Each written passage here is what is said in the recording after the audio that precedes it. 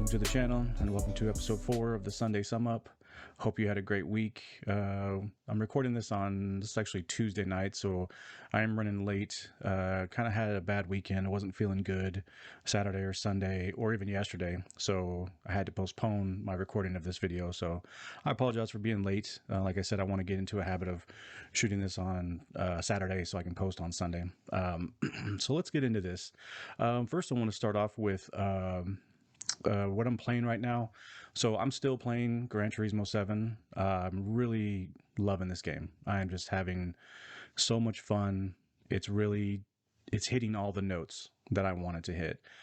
It's doing everything that I really wanted from this game, and I'm really happy. The graphics are just awesome. It just looks so good. And I said this before, the trailer that dropped, or the state of play that dropped a few weeks prior to release, the sound of the cars, I wasn't feeling it. I wasn't sure. I'm starting to come around on them. They do sound good. They're sounding better. The different cars that I have, the more I play, the more I'm really starting to like the way the cars actually sound. So that's a good thing. I was really worried about that because Gran Turismo games, the cars sometimes sound very like it's synthesized. You can tell it's like almost computer generated sounds, not like a real authentic sound. But I am liking it. I'm about 20 plus hours in right now. I'm at Car Collector 17. Yeah, 17, level 17. And I'm unlocking different vehicles. There's different, so the way they have it set up, the unlocking or the progression is a menu, an actual restaurant menu, and you get the menu with a set of challenges. So you may have to take on like 3 different races, or you may have to run like a championship type race where you have to race 2 or 3 races consecutively without any breaks in between. You can't just back out of the menu. You have to stay inside the championship to complete the task. And you unlock cars, and each one has 3 different cars that you can unlock. They're not all that way, but sometimes it's just go take a photo of your car and come back and you get some money and you get like a reward of some kind. So that part I'm really liking. I think that progression is working out really well for me. The one thing I will say that you can kind of pass up the actual races if you have enough money, because the whole point is when you get the menu, you're supposed to unlock 3 different cars, and you get those cars as rewards for winning the races. But if you go to the dealership and you have enough money, you can just buy the car. So that I'm not really sure about that. I did it by accident. I was purchasing a car for a race and I didn't even realize it was one of the ones that I needed for my objectives in my menu. So I don't know how I feel about that. That's kind of weird, because I enjoy the racing part of it. That's the whole point of the game. So the other thing too is I wanted to say, just to be out in the open, because there's a story here that I want to talk about. I want to get into this. So I bought the game digitally, and they had I don't know what it was called, some sort of edition. So it was like $20 more. So I paid the extra $20. You got a car, and then you got some in-game credits. You got 1.5 million in-game credits, because that's the currency. That's how you buy your cars. When you win races, you get credits as your reward, and or vehicles. You also get this other thing too. They're called Roulette Cards, which I'll get into those in just a second. But when I bought the game, part of the reason why I got that edition was because I didn't want to be struggling to unlock vehicles for this channel specifically. I wanted to give you an update on what I was playing without having to grind, a whole bunch. Now, I don't mind the grind. I really don't. I usually am not the type of person to buy the edition that gives you any sort of extra, currency or some sort of skins or anything like that. I usually don't care. It's just not really a thing. But when I bought this game, I was thinking about this channel, and I was like, well, I don't want to be trying to cram so much of the grind into it just so I can unlock more tracks and really sort of dive into the, the minutia of the game. And I wanted to be able to talk to you about it. So that was really the reason. The other thing that before I move on to the first news story here, the roulette cards, they're like a little, it looks like a ticket. It's like a roulette ticket is what they call them. And you get it's basically like a roulette wheel setup where you'll have like five things, and it'll be like a car, it'll be a little stack of money, a medium stack of money, a really large stack of money, and it might be an engine or an exhaust, like an exhaust pipe or something like that. And then each time you claim the reward, the roulette ticket, you get, it just basically is like a roulette wheel. It just randomly goes around, random. I think it's set up to where it's going to give you mostly just little stacks of cash early on, because I've been cashing in a ton of these, and these are, again, this has nothing to do. I didn't purchase these. This is not a transaction. This is an actual in-game reward. But when I first started, I was getting the money, and then I put in a lot of time. Like I said, I put well over 20 hours into this game, and now I'm starting to get roulette cards that have, because there's different stars. There's like a single star, 2, 3, and 4 is the highest. I'm assuming it goes up to 5. Obviously, the more stars, the bigger the stacks of rewards are with each card. And to me, I don't have any real problem with it. It's kind of cheesy. I don't really like it necessarily because I don't know. I just don't like the setup. It's not necessarily that it's like a little roulette wheel style, because it's not really like gambling, but I know what they're trying to do. I know what they want it to look like. But I wanted to start off with this because there is an article that came out. This was over on Video Games Chronicle, sorry. And I didn't even know about this. So apparently there is transactions, and if you don't know what those are, they basically, you can take real world money and you buy a certain amount of, you spend, like, usually it's broken up in increments of like $5, $10, 15, 20, 50, 100. So you take your real world money and then you can buy a certain amount of currency, in-game currency. Now, other games have done this where you spend real world money and you get an experience boost, meaning you'll get like a 10% XP boost, and everything that you do to level up, this will boost the leveling progression system faster for you. That's really all it is. Now, there's other things too. It's not just XP and in-game credits. Sometimes it's weapon skins. And that's just basically like a paint job for your gun, or a certain type of gear that makes you look a certain way. I also play Elder Scrolls Online. You can spend a lot of money on there as well, buying just different mounts, because you have like horses, and there's so many different like mounts and pets and things you can have. Those cost money. Now you can unlock them through the game. And also in Gran Turismo, everything that I understand reading this article, you can unlock everything through just playing the game. You don't have to spend this money. This is an option. But the one thing that stuck out about this, so this article, this is on Video Games Chronicle, posted by Chris Scullion. Cool name. And it says Gran Turismo 7's microtransactions have gone live on the game's release day, revealing a significant increase in price over its PS4 predecessor. Now, right there, I want to stop for a second, because this is something that I don't like. I didn't know this actually happened.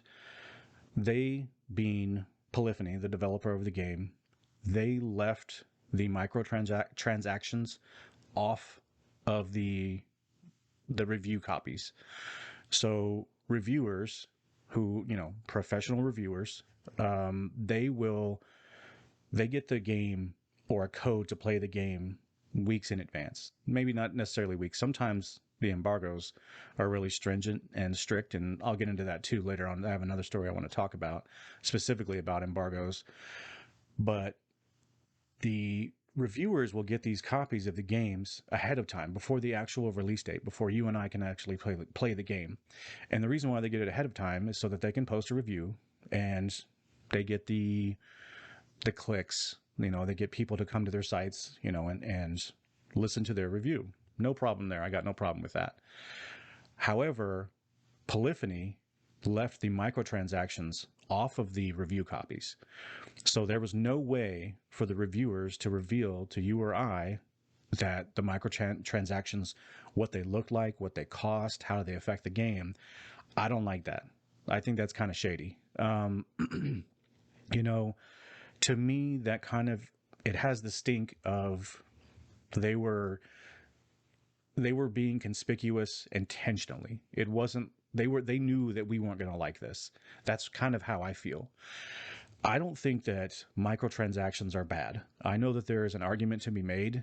There's definitely people that I've listened to lots of media, lots of podcasters, YouTubers talk about the microtransactions being this sort of gross extortion amount, like extortion level transaction to feed on players and people. And to me, this is how I see it.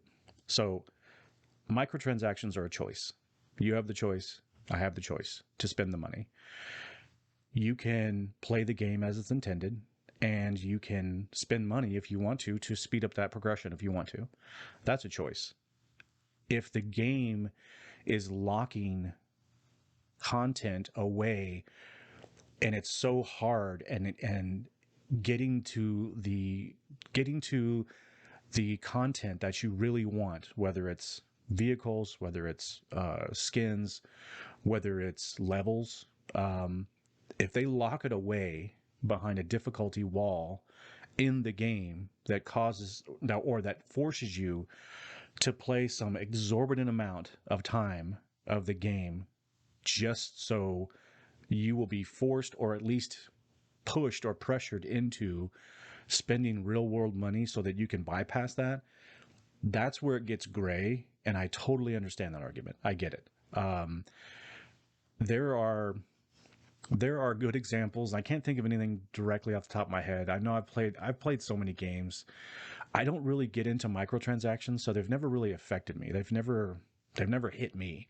But I know that people have brought up multiple games and different instances that outline exactly what I just said. And I get it. And I don't agree with that. I think that if developers are locking shit away just so that they can get some more cash out of you, that fucking sucks. And those are some grimy motherfuckers. EA comes to mind. You look at FIFA is a big one. And so I'm going to break this down for a second. So in FIFA, and I've never played a single second of FIFA. I'm not a big soccer player or football, however, if you're European, it's all good. I understand the sport is, it's a worldwide sport. I get it. I just don't really get a lot of joy of watching it. Now, the FIFA games are a very big IP. That's like EA prints money off just that game alone. They have cards, so like baseball cards or football cards. They are cards that you unlock for playing a certain amount of matches or winning a certain amount of matches. And when you get these cards, they look just like a baseball card, but it's a soccer or a football card or however you want to say it. And it has players. Now, every player that you get, they all have stats. So like speed, endurance, agility, accuracy, kicking power, things like that. When you unlock these cards, there is a chance that you can unlock a card from a player that was back in, like, say, the 90s. And I don't know anything about soccer. So, there could be like a Walter Payton of soccer, or Nolan Ryan of soccer, like that sort of level of just, everyone knows that person, a Michael Jordan of soccer. There's a really small percentage or I'm sorry, a small percent that you of chance that you can actually unlock those really powerful cards. Now, those cards can be used to build the ultimate team, and that's what it's called. It's called, I believe it's called FIFA Ultimate Team. So you build your team, and the more you play, the more chances you have of getting these cards. Most of the time, they're garbage. They're just shit cards, just like back in the old days, like back in the 70s and 80s when I was coming up. I was never a card collector, but it was kids in my schools. They were all about the baseball cards and stuff. Now, those packs, they're buying packs. You buy like 100 packs, you might get one great card, maybe.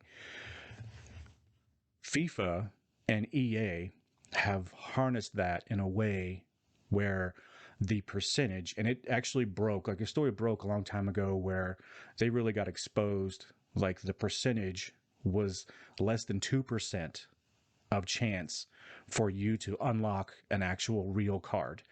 And there's these cards had different tiers. It got really crazy. They really went all in. So to bypass that, they were allowing people to spend real world money. So you would spend money and you could get 20 packs. You drop, like a 50, you might get 20, 25 packs, and then you just sit there and open them up, right? And you're, watching the thing. It's almost like gambling in a sense. And that was the argument. So that was something that, like, when I talk about things looking grimy and developers hiding things away so that they're trying to get more money out of you, I think that's grimy. Now, you may not think so. You may be playing FIFA and be like, hey, dude, that's my choice. And it is. And that's the other thing, too. I think spending your money is a choice. I think you can spend your money any way you want as long as you're not hurting anybody. Okay? If I'm spending so much money on a game and I'm not making my mortgage payments and my lights get turned off and then, like, my kid can't do her homework, or, my wife can't take a shower because the hot water got turned off because I'm out there blowing money on a video game, that's a problem. Okay. I would have a problem. I think anybody would have a fundamental issue with that. You would think that person has a problem. So getting back to this, so let's circle back a little bit, because the article here talks about the price of the currency that you can buy, and it's tiered, just like the cards were. It's like $2.50 gets you 100,000 in-game credits of Gran Turismo. $4.99 gets you 250,000. $9.99 gets you 750,000. $19.99 gets you 2 million. So again, that's $20 gets you $2 million in the game. I think that the issue that is being highlighted in this article, because I'm not going to read the whole thing, there are cars that are in this game that were in Gran Turismo Sport, which came out years ago, the last Gran Turismo game, and cars that cost $5 then, the exact same car costs up to like $40 in this game. I get it. I understand there's a beef to be had there. I don't think it's cool. I wish they wouldn't have done it. It sucks. Like I said, I'm not a big microtransaction person. And like I explained before, why I bought the extra $20 at the beginning of when I purchased the game and why I did it. That was my own reason. That was my own choice. It's my $20. I'll spend it how I want to. And I think that you should be able to do the same thing. But I do take umbrage with the fact that, one, they hid these transactions away from reviewers so that they couldn't tell people, because that might leave a bad taste in people's mouths. Rightfully so. Different people have different feelings about these types of things, and I get it. And also jacking up the prices for the same cars from the previous game, that's kind of dirty too. I'm not cool with that. But for me, playing this game, the money that I'm getting as I'm racing these races and unlocking these cars, it's coming at a pace where I'm not really like stressing. Now again, I know I started off with 1.5, but I'm still sitting at right around a 1 million. Like, that's where my currency has been sort of hovering.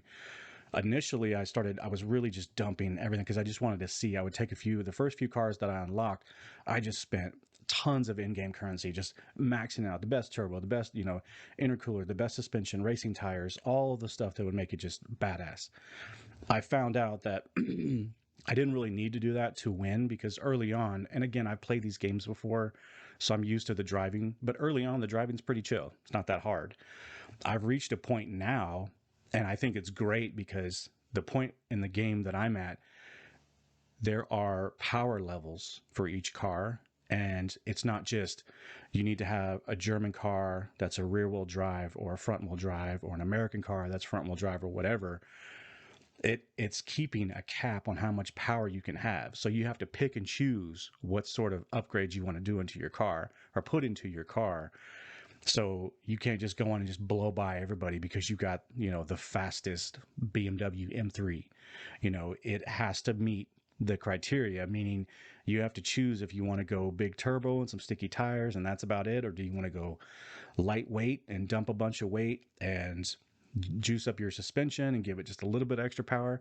That's where the game's really starting to shine for me. I'm really having fun in that regard, but I'm not really struggling for money now. And I understand, I know I spent some money early on, but I'm getting, like, the rewards are rolling in, like, so I don't know. I think that some people overblow this like way too much. They get so frustrated and they're like, oh my God, microtransactions, it's venomous. And it's like, well, it's a choice.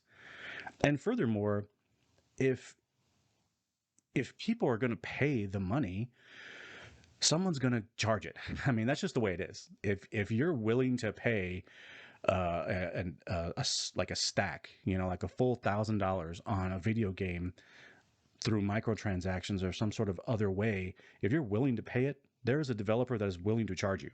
So, and the only way you can really defeat this, if you wanted to just wipe microtransactions off the map, and loot boxes as well, which is a whole other topic. NFT is a whole other topic, but people would have to stop paying, and that's just not the case. So I don't know. I think live and let live. It's like, if you want to spend the money, that's cool, spend the money. But when people just they sort of get on their soapbox about it and they say how it's just a terrible thing, I don't know. I just don't get it. So let's move along here. This next topic is about the Russia-Ukraine situation that's going on. I'm sure you're aware of it. I'm sure you have an opinion. I have my own opinion. This is not a political channel. I do love talking politics. I do love talking economics and stuff like that. It's fun for me. But I don't want to do it here. So but there is gaming that is affecting, this situation is affecting gaming. And this brought up a good sort of topic here. Now, I'm not going to read this article or anything, but there was some articles that have been popping up. So Sony, Microsoft, and Nintendo, they're starting to suspend titles being sold in Russia. So basically, if you're in Russia, you can't buy these games. Sorry, my nose is itching. EA is another one where EA is taking, the EAs are the developers, publishers of FIFA and Madden and all that. But FIFA, being it's a global sport, they're actually pulling all of the Russian clubs off of the game. And they're doing the same thing with their NHL games too. So one of the things that I've listened to other people talk about this, and I wasn't even going to talk about it, but it just keeps coming up. It's the topic right now. Do I think that do I think it's a good way for these companies to show their support or punish the people they don't support by doing this? I think that there is a way to show your support. I don't necessarily think this is the right way. And here's why. The people of these countries that you're going to punish, this is what's happening. So it's happening in Russia. So the Russian citizens they're the ones who are not going to be able to purchase these titles. It's not the military. It's not the politicians. I don't think so. It's highly unlikely that it's anybody but the average normies like me and you that are playing video games and purchasing video games for their consoles. I think it hurts the wrong people. That's why I don't agree with this. I think that there's other ways that you could, as a corporation, you could show your support or your disapproval, your disapproval of. Did I say that right? That doesn't sound right. To show that you disapprove of the way a country is acting. I just don't think this is it. And I think it kind of sucks for the people in Russia and the citizens. I'm not talking about the country and the military and the whole thing that's going on. I have my own thoughts on that, like I said. But the citizens of that country, I don't think all of them are in lockstep saying, "Yay, we want a war." I don't think so. You know, I live in America. I think it's the greatest country on the planet. I feel blessed to have been born here. They do some shit. The government does shit that I don't approve of. They've started wars and they've been in some conflicts that I don't think we should have been in. And other countries putting my feet to the fire and holding me accountable for that, I wouldn't want that. I don't think that's cool, you know? So I just think that this probably isn't the best way to do this.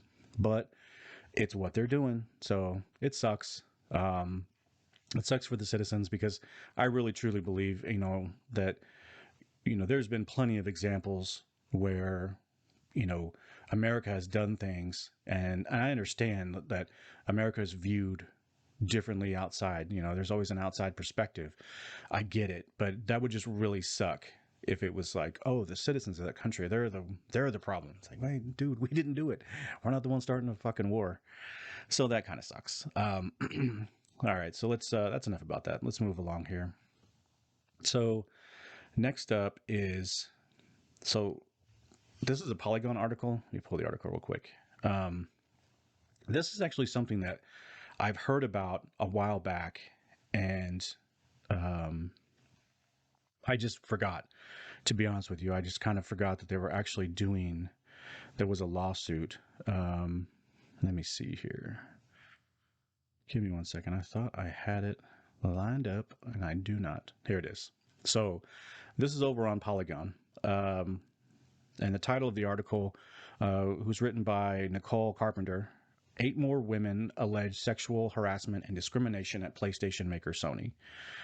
Other workers describe systemic limits on women's promotions, pornography in the workplace, and more. So this is, now the title says discrimination at PlayStation maker Sony. So I think this is at Sony proper. I don't necessarily think this is like PlayStation, but Sony and PlayStation, they're the same company for the most part. So, I mean, but just the way that was worded, it kind of. Now, again, I'm not going to read. I don't really want to get into the minutia too much. There's a couple of quotes in here from people. Now, I myself, and this rubs people the wrong way, and I totally understand. I get it. I have my way of thinking, and it's just the way it is. I don't believe in allegations until they are proven to be true. I never will. There are times when, if you're witness to something or you see something, like if you see a crime and it's on video, even then, most of the time it doesn't tell the whole story.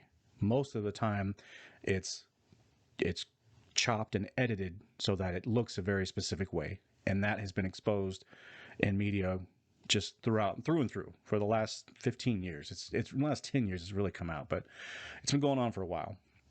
And the same thing goes with allegations. If these allegations are true, that fucking sucks. And Sony needs to be punished, by the law. I'm not saying I'm not talking about some sort of, physical thing where I want people to attack them, but I don't agree with trial by Twitter. I don't think that social media has any fucking place in the judicial system. I think it has its place in society, social media, and I don't necessarily agree with all of it. And I think that people put too much into social media, and I think some people put way too much of themselves into social media.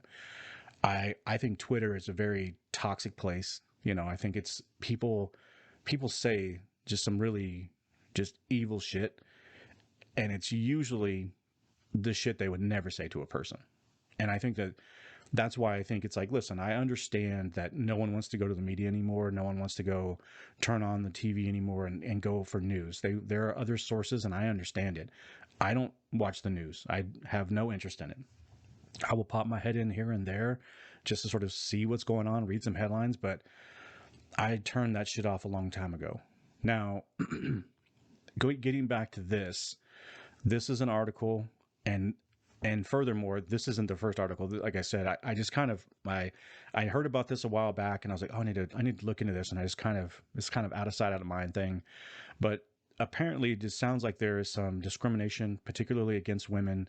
The allegations are saying that, you know, there were people that are within the company that are being discriminated against. I'm sorry, women. When I say people, it's actually because these are women with these allegations.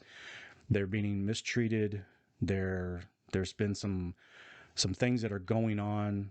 Like I said before, I forgot what I didn't want to read thumb through the whole article, but because it's a really long article, and I suggest I think you should go check it out. I think it's worth a read. I read the whole thing. There were some things like quote. Men at Sony would rank female employees by their quote hotness and pass around quote filthy jokes and images of women, end quote. You know, this woman described an instance where an engineer asked her not to wear skirts to work quote because it was distracting him, end quote, and alleged that male engineers went to strip clubs during lunch and shared porn. So, look, there are things that there's things you can't do. You just can't do at work. Number one, don't be fucking looking at porn at work. Okay, have a little dignity, and that just sounds like a scummy thing to do. Now, I don't want to, like I said, when I read these things, I don't want them to sound like I'm saying these things happened, because I don't know if they did. These are just allegations. And however you feel about that, if this is true, I think these women are about to get rich, and they should. They absolutely should. And if this is true, I hope that Sony makes the actual changes to make the workplace a better place for all people. Okay. I think that too often these things go unchecked because corporations like this are so rich. They can throw a fat stack at someone who's complaining or trying to take them to court, and everyone's got a price. As soon as they see that, oh yeah, you know what? I'll give you $2 million if you just drop the whole thing. And hey, it's $2 million. I mean, what's it worth to you, And I don't hate anybody. I ain't got nothing against somebody who says, you know what, fine, I'll take it on the chin for that. $2 million. You know what? Yeah, I saw some filthy jokes, and these guys at my work were scumbags, but hey, $2 million, I'm moving on. I got no problem with that. Get your money, I just would like to, I'm curious of where this goes. And furthermore, another reason why this is kind of a big deal is because this is going around. Like, there's allegations that were going on at the Ubisoft. There were allegations. Oh, what's that? God, I can't remember. I can think of the guy's name, Bobby Kotick. But for the life of me, I can't think of the company that he worked for. EA. I think it was EA. Yeah. So these things are happening. And furthermore, if these things are happening, I hope that this shit gets cleaned up, because this can't go on. This seems like some, let me see here. Something's wrong with my computer.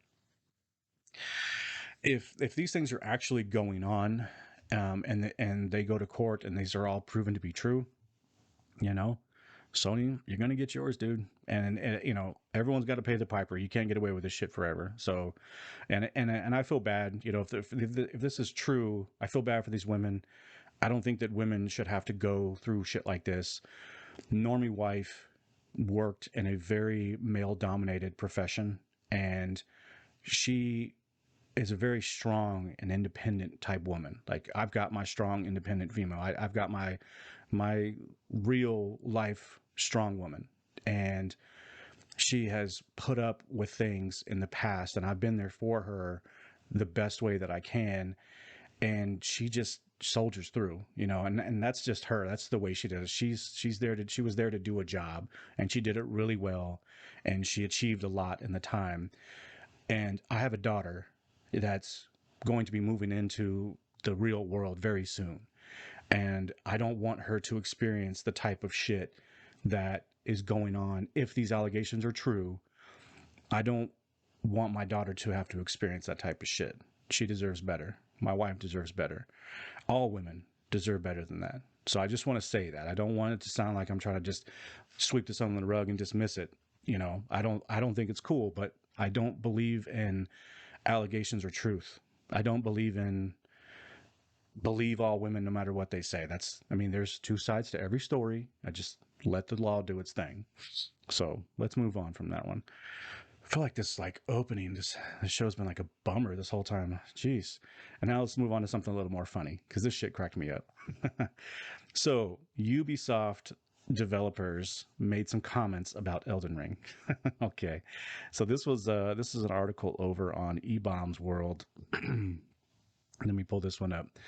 So Ubisoft, who is a very big corporation, they're a very, very big developer. They developed one of my favorite IP of Assassin's Creed. Big fan. Not a big fan of the last one that came out. I thought Valhalla was kind of a bust. But Ubisoft, at one point, a few years back, Ubisoft was one of the best open world developers out there. They had really pushed the envelope with Assassin's Creed, particularly back in the day when the first Assassin's Creed came out, and then Assassin's Creed 2 came out, and then Brotherhood, Revelations.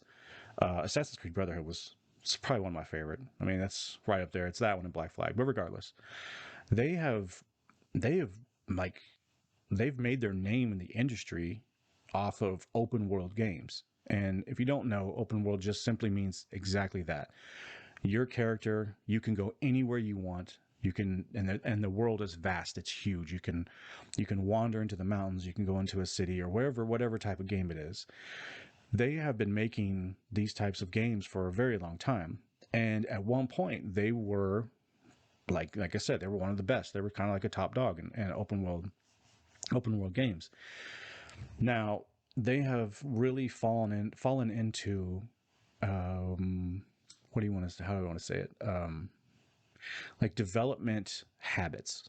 The way they make their open worlds, they use a lot of the same development techniques, and they build their worlds very similarly across all their titles. The Division, which I'm a fan of, Assassin's Creed, Dying Light. That one just came out, which I heard was a really good game. So their games have they've gotten a little samey because they're all, Far Cry, that's the other one I was trying to think of. Far Cry is another game. Their open worlds are very samey. Now, at one point they were awesome and I loved them, but even for me, they're getting a little I have to be in a mood. I have to be in that mood of I want to go into this open world and sort of check off some boxes. And Elden Ring came out a couple weeks ago, and it's just the hot shit right now. Everyone's loving it. I bought it strictly to support, because I really do think From Software is something special, and I think this game is something special, and I will take the time to get into it. I really thought that I was going to finish up Horizon, but then Gran Turismo came along, and this game just snatched me up, dude. I can't stop playing this damn game. But regardless, Elden Ring looks amazing. The graphics, the sound, the gameplay, everything's clicking. They did have some technical problems, so it's not all roses over there.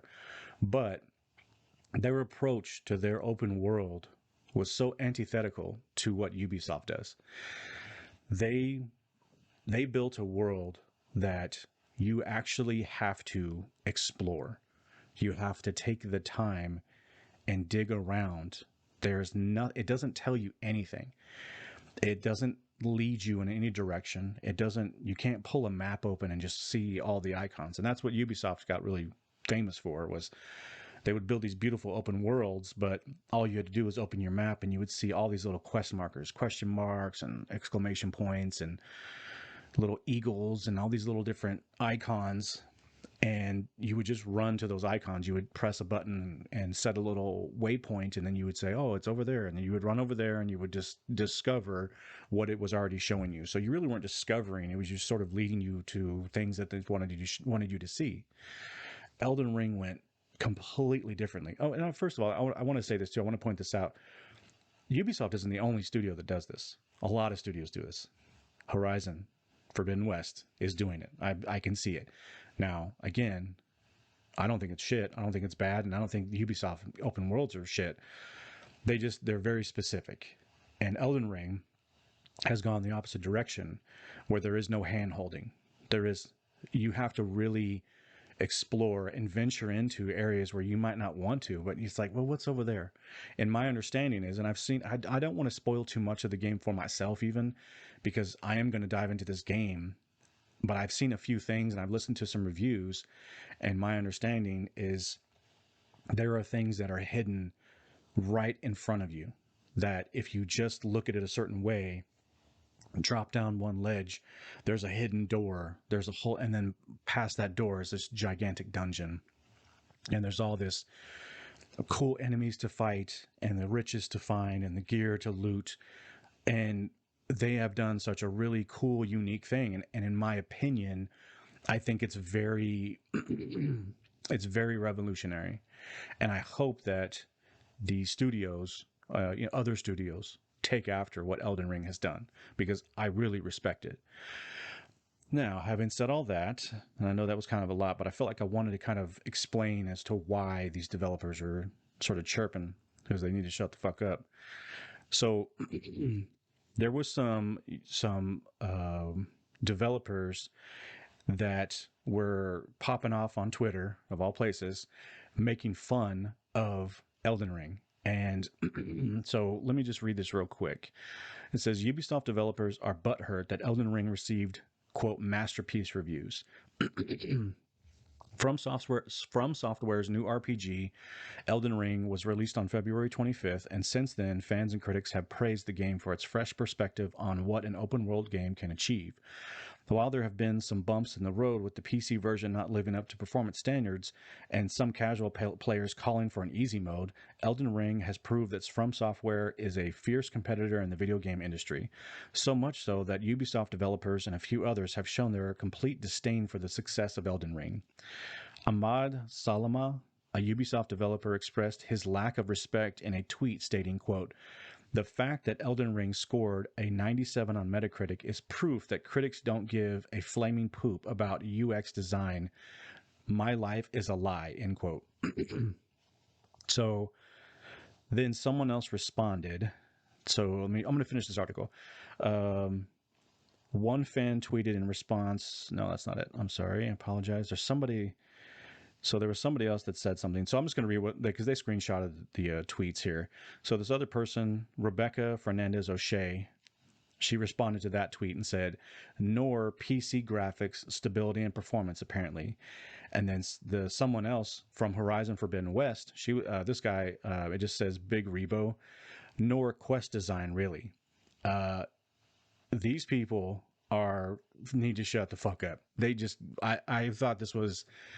I thought it was so bitter, and it just was some sour ass grapes, because your games are doing their own thing, and these people speaking up just solidifies the fact that they're afraid of how good Elden Ring is, and it provided players with a perspective that made their games look not so fucking great.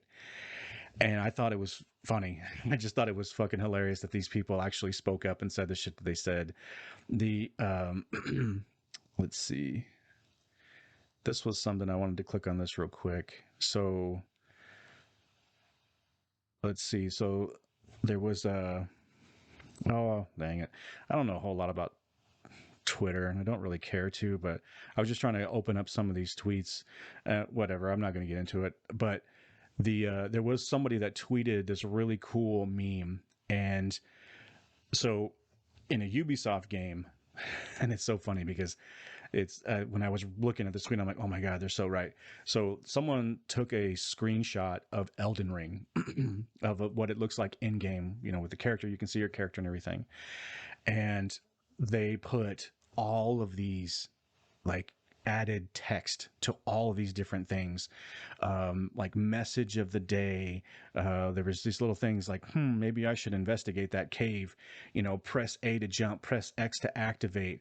All the map is lit up with all these different markers, and it's so funny because it's dead on accurate.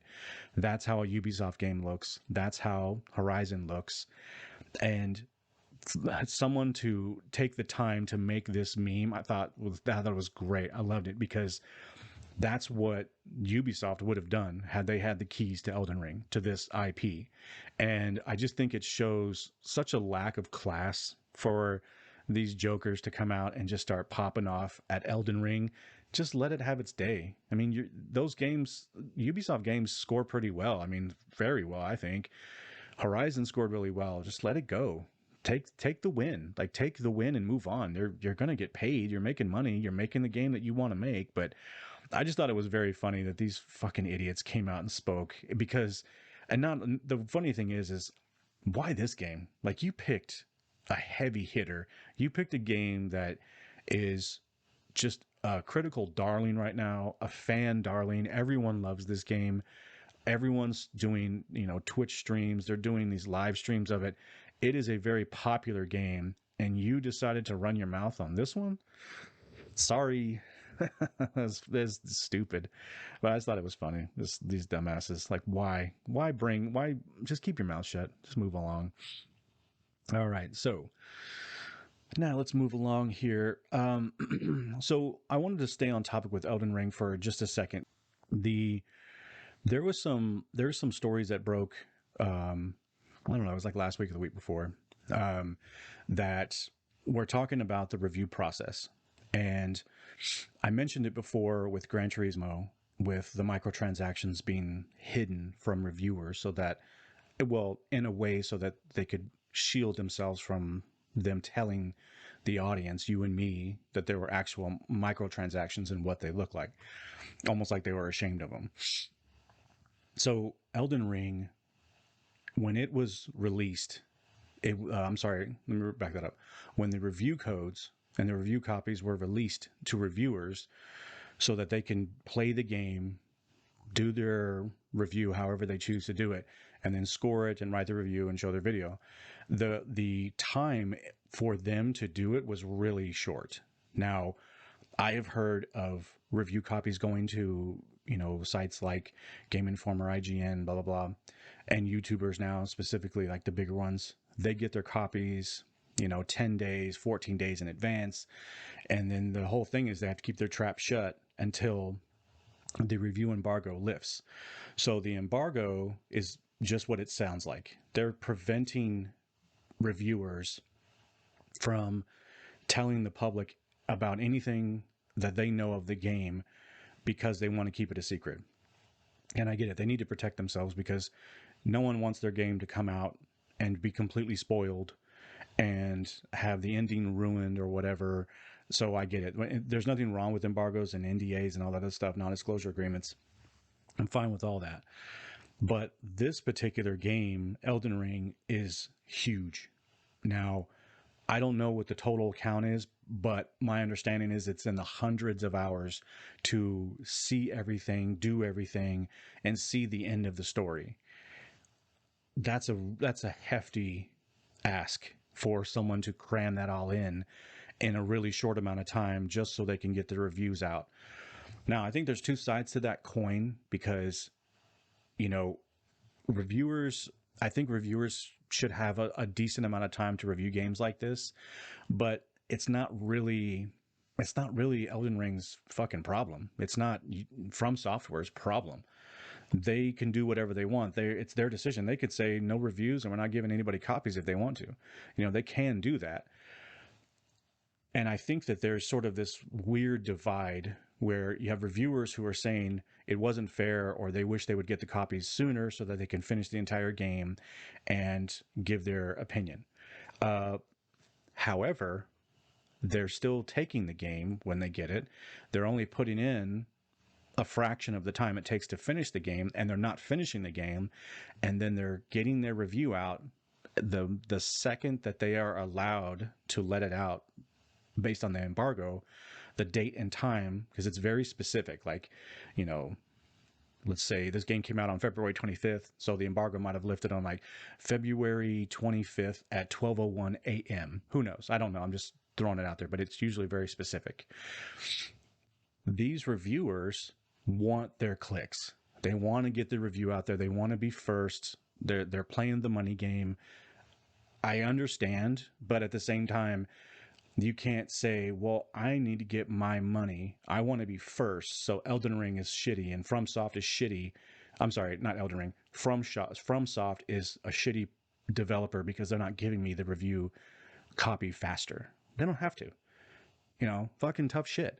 And furthermore, which leads me to what some people were complaining about. Some critics, I'm sorry, some users were complaining, saying there are people who are openly saying that they've only played 40 hours of the game, 50 hours of the game. That's a lot. Now, that's not small potato. That's a long time. But they're only playing 40 hours, and then they're writing a full review and saying, and giving an actual numbered score. So they're saying it's 9 out of 10, 9.5 out of 10, or, you know, 4.5, or yeah, 4.5 out of 5 stars or whatever. So I can understand both sides, but I'm kind of not really feeling this whole thing of developers need to give these copies out sooner. They don't have to do anything, okay? And furthermore, if you want your review to be trusted, you need to put the time in and you need to see the whole game and then give it a score. I don't personally agree with scores, period. I was done with the score game many years ago. I don't think a number is going to give you a satisfactory review of a game. You know, so they, oh, it's 8, and then 8 is great. You know, 9 is whatever. A 10 is a masterpiece. All this other shit. It's like, they're all subjective. So you can just say those words. You can just say this game is a masterpiece and I absolutely love it, and here's the reasons why. You can say this game is an okay game or a mediocre game or a shit game or whatever, or not recommended, or however you want to say it. But when people apply that number to it, to me, that's where you lose me, because I don't think that it's accurate. Those numbers don't mean shit. It's just your opinion, and they're subjective. So there was just some argument going back and forth. I was listening to different podcasters talk about it, and then there's some people who are out there, some gamers who are complaining, saying reviewers should not be posting reviews when they don't finish the game. I agree with that. I think that's accurate. I don't think they should have to play every single side quest. They should have to step foot on every single piece of dirt in an open world game before they can give their review. I don't agree with that, but I believe that they should see the entire story. They should play through the entire campaign and see that usually the games are developed so that the campaign is going to lead you down the path and you're going to touch on just about everything the game has to offer. And lately, a lot of the side stuff has gotten more and more elaborate, so you have to take the time to break away from that mainline story to go play some side quests and go do some fetch quests to really sort of understand the open worldness, and or sometimes the side quests can be better than the actual main story. That's happened before. So I think reviewers need to chill out with that. We need more copies sooner. You just don't need to fucking post your review so fast. Finish the game. You know, I have way more respect for someone who actually takes the time and finishes the game. And I totally understand if you don't have the time. I have a full-time job. I do this on the side. I do this strictly as a hobby. So I totally understand. I'm not trying to race people so that I have the first so-and-so on my channel. I need to make sure I have the first. There are people who are making their living off the channel, and they have a totally different perspective, and they think I must have it so that I can get paid. That's how you make your money. I get it. There's nothing wrong with that. Be first. But you're going to have to take the criticism that comes along with being first. If you're going to 80% a game or 60% a game, give a review. Hey, you were first. Good for you. You were first. You got the clicks. You're going to get paid. Your family's going to eat. You're going to pay your bills. I got no problem with that. Just don't complain when people complain. You you have to take the good with the bad. And that's kind of where I'm going to leave it. I think that there's a little bit, there's a little good and a little bad from all these different perspectives. And I think that there's there's some compromise, obviously, that needs to be met. Moving on to the next story here. So, Gran Turismo, see, it's stuck in my head. Grand Theft Auto 5 current generation version will launch on March 15th. And this was important because, number one, this is a big deal. So, Gran Turismo, damn, I see it stuck in my head. Grand Theft Auto 5 in particular is one of the biggest games in history. If I'm not mistaken, it has sold more copies than any other game. I think it's like in the 150 million units or something crazy like that. The game was on the bestsellers list for years after it came out. So it's good on them. I mean, I got no problem. I think the game is fantastic. I loved every second that I played of Grand Theft Auto 5. However, looking at this article, so this was on Polygon, and this was posted by Michael McWhorter. Sorry if I didn't say that right.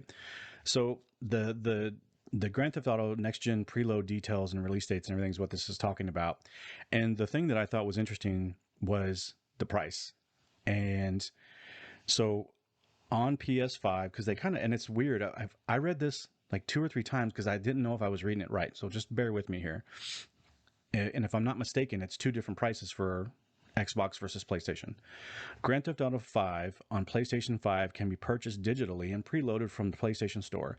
At launch, the game will cost $9.99, 75% off its standard price of $39.99 through June 14th. So the game is going to cost you $40 if you wait until after June 14th on PS5. If you buy it right then and there when it first comes out, you only pay $10. Clear as day. I get it. To find GTA 5 for PS5 on the PlayStation Store, blah, blah, blah. Sorry. That was some other stuff here.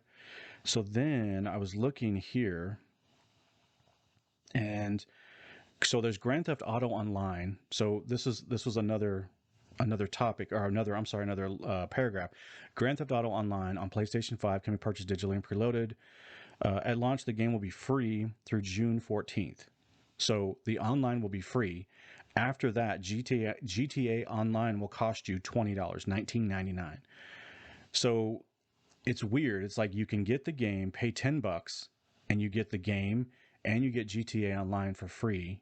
And then after June 14th, you'll have to pay for GTA Online. Now, does that mean if you already bought the $10 version, the PS5 at launch, you pay $10, you get the game, do you get GTA Online until June 14th, and then you got to kick down that 20? So it wasn't super clear. It was weird. And then, so then there was also on GTA on Xbox Series X, Grand Theft Auto 5 Xbox Series X can be purchased digitally and preloaded from the Xbox Game Store. At launch, the game will cost $19.99, 50% off its standard price of $39.99 through June 14th. See, I think that's a typo. I think they messed that up.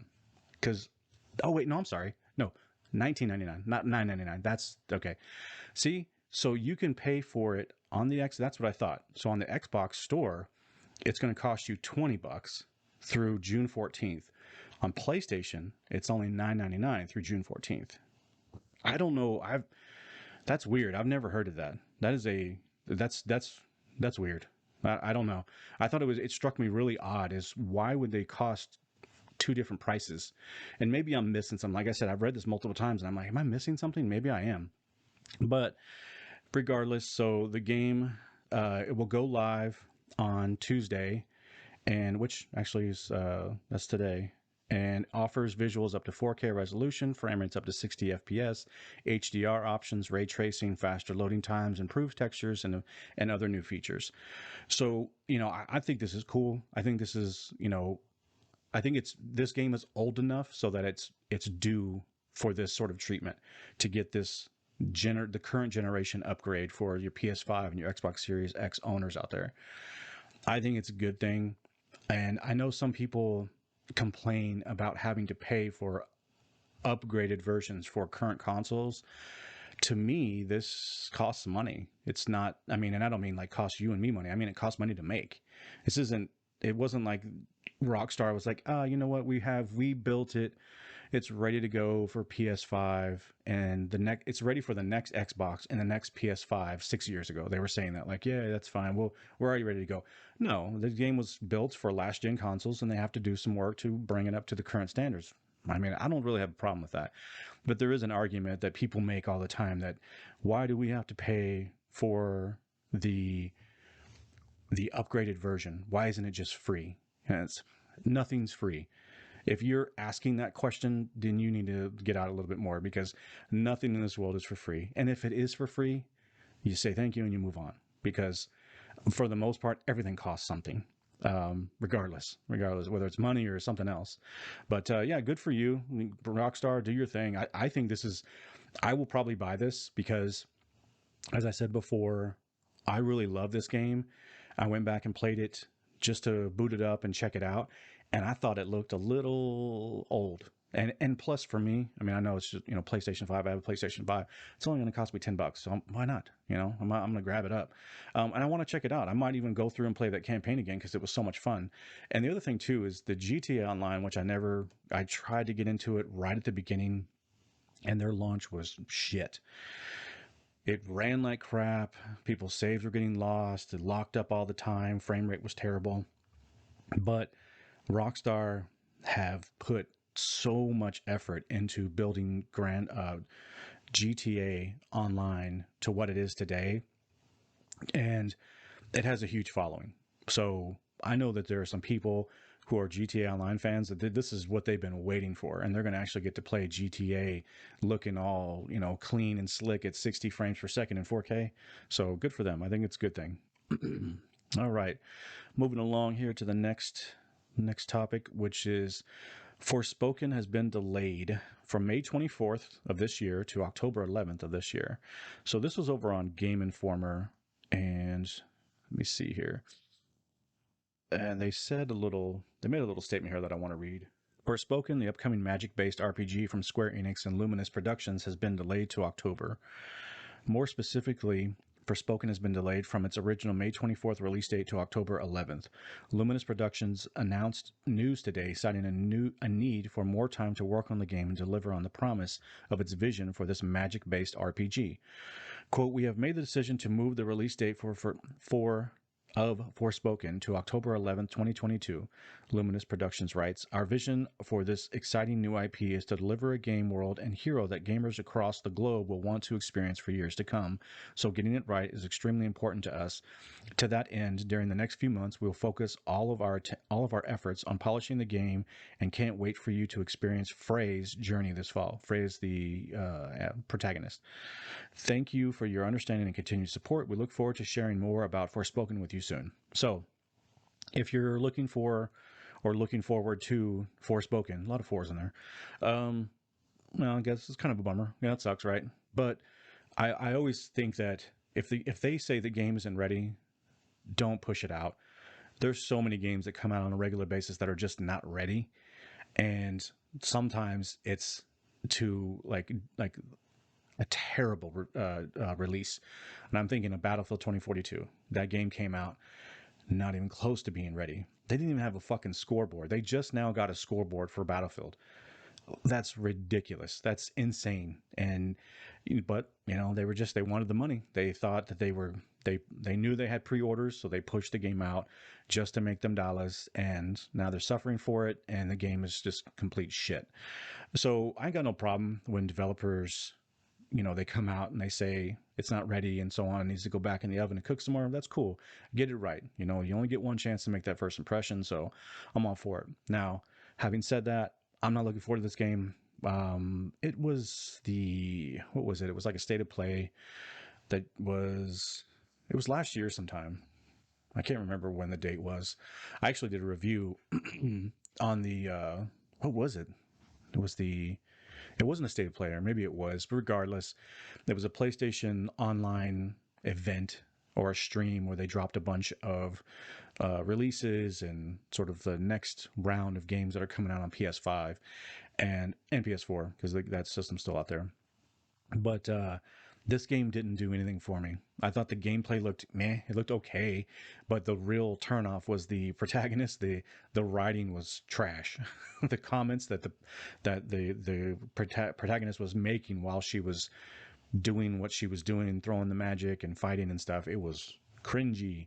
So maybe they're going to go back and do some rewriting and rewrite those lines, because it just sounded like someone was inside of a booth, forcing that line out, you know, oh my God, I can't believe I just did that.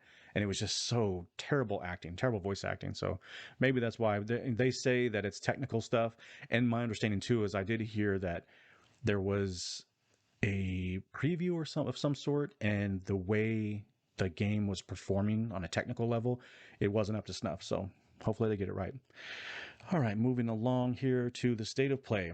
So state of play came out last week. Was it last week? The week before? Regardless, I think it was the week before, because I was doing the notes for it this last week. But regardless, there are some things on the state of play that I want to run through real quick. So the one that everyone's really talking about right now is this game called Exo Primal. It's from Capcom and it's coming out in 2023. To me, it looks like a cross between Anthem, Jurassic World, and Back 4 Blood. It's some sort of, your character is, you wear like a mech suit like Anthem, and it's like humans inside of this mech suit that makes you all big, and there's different classes. So there's like a tank, someone that's like flying around like a wizard, and there's someone that's on the ground like a kind of like a ninja being all fast, and there's the brute. And so there was these, obviously there was the very, it was kind of cliche sort of like characters that I saw, and they're fighting dinosaurs that are being dropped through a portal out of the sky. I thought it looked fucking stupid. I know some people are like, wow, it looks kind of cool and it looks crazy and the crazy is cool. I thought this just looks like a mashup of some bullshit that I've already seen before, and I've played better games, And let me say this: I'm not saying this game is shit, and it's not going to be good. It just did nothing for me. The gameplay looked very samey. I played this game before, and the theme that it was trying to do, that. Oh, what was that? There was the movie that came out, for the life of me, I can see it was John Boyega. John Boyega was in it, and Idris Elba, and they were these giant mechs, and these creatures were coming through this portal, and they were these gigantic skyscraper sized, machines were built to fight off these monsters. I just can't think of the name of it right now, but it had that feeling where you're part of an agency group that's hired, or you've volunteered to fight these monsters and protect Earth, essentially. So I didn't think it looked that cool. Looked kind of cheesy. Maybe you like it. Also, there was a new trailer for Ghostwire Tokyo. That's Bethesda Studios. That game comes out on March 25th. I have no interest in this game. I'm not a big horror fan. I don't like that type of game. You can call me a wussy if you want. I don't like the jump scares and the boos and shit like that. Just not my thing. So, but it is coming out soon, and I will say this: technically, it looks really good. Like, the art style is fucking rad, and the way it moves and the motion and the particle effects, everything looked really cool in that regard. I'm just not really a fan of that genre. But moving along here, so there was they dropped another Forspoken trailer. I thought it was interesting because the state of play came out before before it got delayed, and it was funny because when the trailer came up in the state of play, I thought it looked better, looked okay. Some of the gameplay looked kind of neat, but it was this like hip hop track that was in the background. It was trying to look very hip and cool for the kids, and I just thought it looked stupid. It just sounded stupid and just wasn't doing anything for me. But like I said, it's been delayed. Um, so this one kind of stuck out. So the Turtles Cowabunga Collection, that's from Konami, and that's coming out in 2022. So I was a huge Teenage Mutant Ninja Turtles fan back in the 80s. That was my cartoon. I come home from school. Loved the Ninja Turtles. Loved them. Played the games in the arcades. Loved them. Played them on Nintendo. They were so hard and they sucked, but I didn't care. I was still a fan. So they're doing this Cowabunga collection, and it looks like it's every single game that came out that was a turtle game and I don't know. I didn't see how many titles, but they were just showing so many titles, even from like the original Nintendo Game Boy looking screen. Like they were showing images and, well, actually like gameplay. So it looks like this gigantic collection of all the older games. Older games, I've said this before, I'm not a retro gamer. I don't really care to play older games. I think it's cool. If you're a retro gamer, you may love this, and that's awesome. I hope you enjoy it. I might buy it just because I'm a TMNT fan, but I don't know. I'm not really not going to play it, so, and I have no real interest in going back and playing old shit because usually it sucks. All right, next game that was up was this game looked really cool. This one's called Trek to Yomi. It's by Flying Wild Hog, I believe, and or Devolver Digital, and that's coming out spring of 2022. So this was a really cool looking game. It's dubbed, so I'm sorry, subtitles, and it's a Japanese samurai style game, but it's a side scrolling beat 'em up, and it's in black and white, and the art style looks fucking rad. I think it looks so cool. And I'm not even a huge side scrolling beat 'em up type player. I was back in the day, like Streets of Rage, that type of shit. Loved them. But this one, I thought the art style looked really cool. Like they're doing something really special here. So I was looking forward to this one.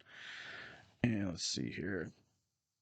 Sorry, I'm getting hit with all these stupid little notifications are popping up on my computer. It's like dinging in my ear. So apologize if I was looking distracted there because I was. Um, let's see. Let's make sure the camera's still rolling. I gotta check that every damn time now.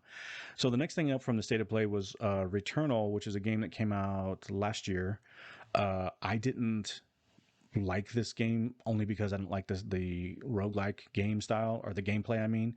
And I'm sorry, the game type that it is. So it's a roguelike type game.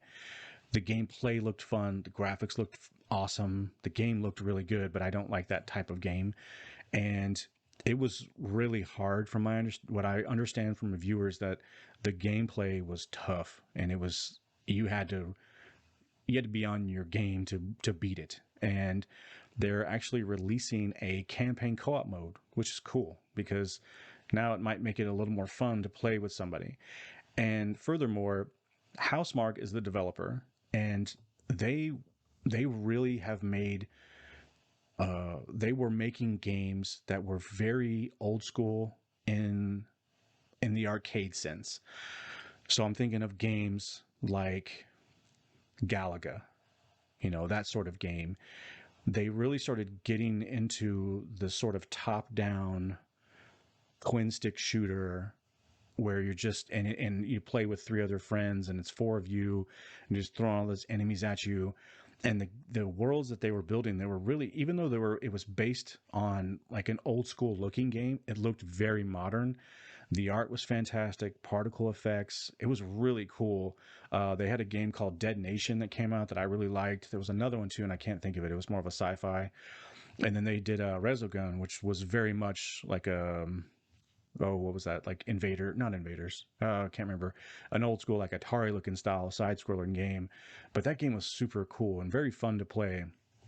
And they've taken that gameplay and they put it into a 3D space where it's a third person shooter, but it acts and you have to play it in that sort of rhythm of these monsters are coming at you and they're throwing their fire at you or whatever the damage that they're sending your direction. It has a pattern that you have to adapt to and figure out the pattern and know when to shoot and when to jump and get out of the way. And the gameplay that I saw, I think this game looks really cool. I just don't like the die, play again, die, play again, die, play. I just don't like that. So it sounds cool. It sounds like this fits. Like a co-op mode sounds like it would really step this game up for a lot of people. And it's also getting a survival mode, which for like the arcade style where it's just all about the scoreboards and going as far as you can, I think that's perfect. And I think this is very good for Housemarque. They know what they're doing. I really like them as a studio, so this makes a lot of sense. Now there was some other games that were in this state of play. It was only like 21 minutes and change. There was a lot of like JRPG, which is Japanese role playing game. I'm not a JRPG fan. I don't really play a lot of those games, but there were some cool ones that kind of looked neat, very Final Fantasy looking, but definitely not for me. But check it out. Go check out the State of Play. It's on PlayStation's channel on YouTube, and if you have a PlayStation, I'm sure you can look it up there. Okay, moving along here to some TV news here. So, God of War is getting a TV series on Amazon, and this was over on Deadline. So let me look at this real quick. So let's see. This was Deadline article. Nelly Adriva. I'm sorry, or Andriva. I'm sorry if I said that wrong. No disrespect. But this is over on Deadline. God of War TV series adaptation eyed by Prime Video. PlayStation flagship adventure franchise God of War is heading to television. Prime Video is in negotiations for a live-action TV series based on the hugely popular ancient mythology-themed game, sources said. So this is rumor now, and like I said, I don't really talk about rumors, but there are some sources that when they drop something like this, it's pretty solid. Deadline, this is what they do. They drop these types of stories. So I actually believe this. And furthermore, Sony has already come out and said that they want to move into productions. They want to get into film. They want to get into TV shows. So this just adds up. So it just says, I hear the series adaptation comes from The Expanse creators, executive producers Mark Fergus and Hawk Otsby, and the Wheel of Time executive producer, showrunner Rafi Judkins, as well as Sony Pictures Television and PlayStation Productions, which collaborate on all TV series based on PlayStation games. Reps for Sony and Amazon Studios, which likely will co-produce, had no comment. Now, like I said, I'm not going to say that this is 100% true. Like this is happening. It makes sense. And then they also talk about another. They mentioned the other IP that Sony is putting out on the big screen. One of them being Twisted Metal. So the showrunners being from The Expanse.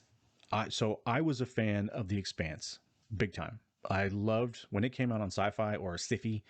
I was such a huge fan. The Expanse just hit me right between the eyes. It was everything that I wanted. Science fiction, futuristic. It was just awesome. Loved it. I thought the show definitely fell off. It got a little current. It got a little agenda. Then it got really agenda, and it really got PC, and it fucking sucked.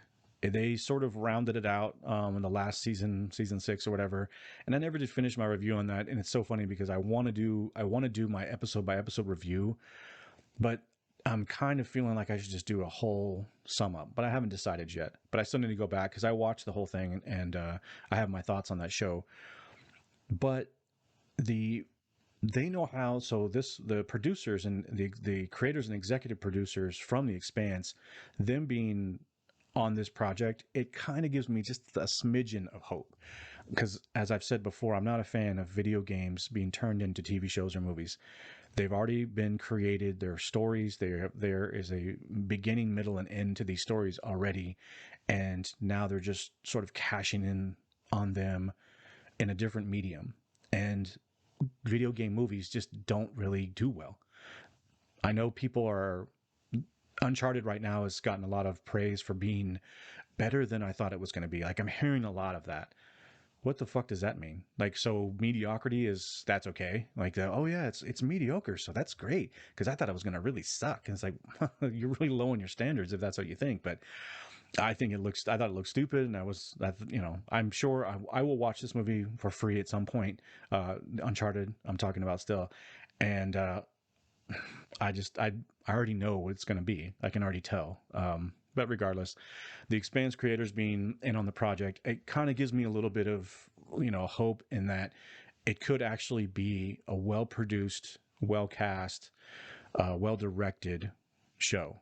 And it being a series kind of makes it a little bit easier than a movie, because in a movie, like take the Uncharted movie as an example, they cram, just in the trailer, they cram so much stuff from all 3 games into one little bit. And I'm like, wow, it's like overload. It was like the greatest hits of Uncharted, and Uncharted spanned over years. to have it all shoved into like a minute and 30 seconds, it was like, well, you're just reaching, you're throwing everything at the wall to see what sticks. So I think a series might actually fit a little bit better, especially for this character, for Kratos and his son Atreus, I think is his name. Oh my god, it's been so long I forgot. Regardless, I thought the remake of God of War was fantastic. I am guilty of not finishing that game. I took it really, really far. Like I know I'm getting very close to the end, and I just didn't finish it yet. Other games came out, and I just stepped away for a second, and then I got swept off my feet by other titles, and just haven't gone back. So I know I'm guilty of that. But I've I put 35 hours, 40 hours into that game because I took my time on every single little thing and explored every little nook and cranny as I was going, because I just loved it so much. The way it looked, the way it sounded, the characters. I just really loved that. And that was a total reboot of a franchise, a very successful reboot, I might add. So I'm like I said, I don't think I'm not going to shit on it all the way, but I am going to say I'm not entirely happy about this being turned into a TV series. We're going to get the sequel to God of War, which is God of War Ragnarok, this year. And my understanding is that's it. They're going to do the reboot is for 2 games. They're not going to do a trilogy. They're going to either shelve it or they're going to move on to another part of the story. So, and I'm looking forward to it. I'm looking forward to the game at least, but we'll see what happens with this. They're also talking about another game called Twisted Metal, which I played back in the day on PlayStation 1. That was some of, me and the homies would play that after school. And it's like a demolition shooter with cars. You're driving around, some of your cars have guns, you're ramming into each other, and you're in a city, and it was crazy fun at the time, but to turn it into a TV show now, I don't know. It just seems like that it reminds me of Death Race with Jason Statham, and Anthony Mackie is who's being cast as the star in Twisted Metal, the TV show. It just seems like that's what they're going to do. It's going to be like Death Race / with Twisted Metal IP. That's what it seems like to me. But we'll see. I mean, like I said, I don't like to hate things before they come out.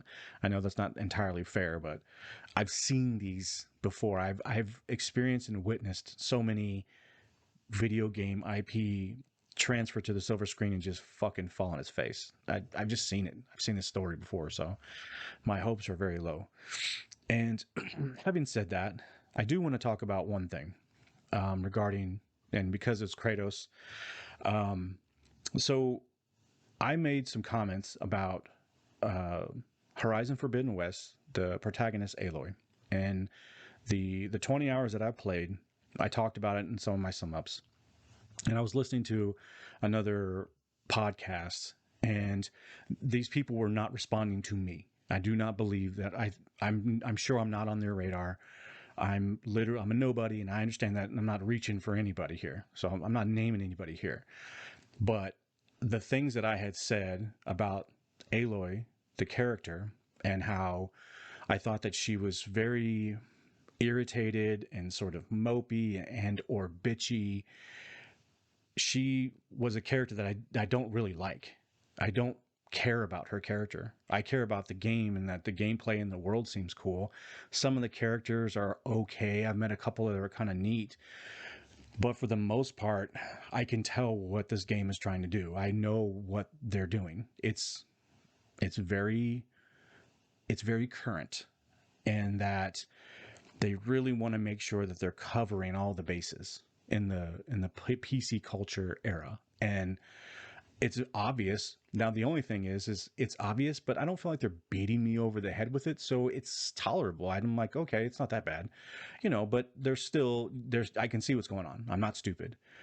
But the character Aloy in particular, I think that she's annoying. She's very irritated with everybody, and she has this attitude, and everything is a sigh, like, now I gotta help these people, and oh, what do you want? And just call me Aloy. And then someone makes her mad, and I'm the savior. Don't call me Aloy. I'm the savior of Meridian. And then someone calls her the savior, and I'm not the savior. Just call me Aloy. I'm just a simple person. It's like, it's stupid. I think it's poor writing. I think it's poor writing. And I think the character is pretty one note. Now, the reason why I bring this up, and I brought it up with this God of War TV series, was because I was listening to a comparison, and that these people were criticizing those like myself. Again, they were not talking to me. They were just criticizing those and saying that this idea that Aloy is being bitchy is unfair, and that she was an outcast. So let's stick with the story here for a second. The script of the game, of the first game, Horizon Zero Dawn, was she was raised as an outcast. She spent her whole life being shunned by her tribe. She lived alone with I forgot the guy's name, but he was basically her guardian.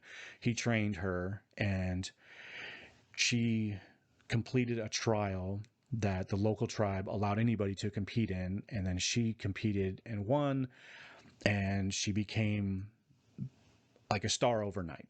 And then she was tasked to not really save the world, but where she was heading, the mission became she was actually saving her people and her world. Not bad. Pretty cool story. I got no problem with that. It's been done 100,000 times, but hey, that's cool. That's just the way it is. The thing that bothered me was her character in this game. She seems so bothered with everybody, even though they're praising her. And the argument that I was hearing was she was an outcast her entire life. Now everyone wants something from her. And of course she's going to be irritated. They shit on her whole life, hated her whole life, and now they want something from her. Okay. That is, I guess I guess I can understand that, but that doesn't change the fact that her attitude sucks. That doesn't, like, it doesn't make me feel any different because I know the backstory. I'm aware, but it's still annoying. Like, her attitude still bothers me.